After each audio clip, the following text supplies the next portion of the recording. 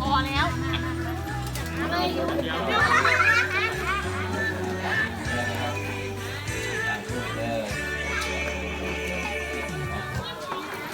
ขอบคุณมากครับสาธุสาธุ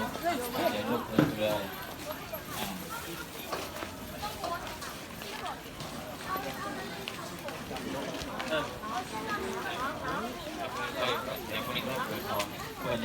วันนี้ก็บอกคุณพ่อแม่พี่น้องก่อนครับไปเดินลบครับผมขอบคุณมากครับสาธุครับสาธุครับก็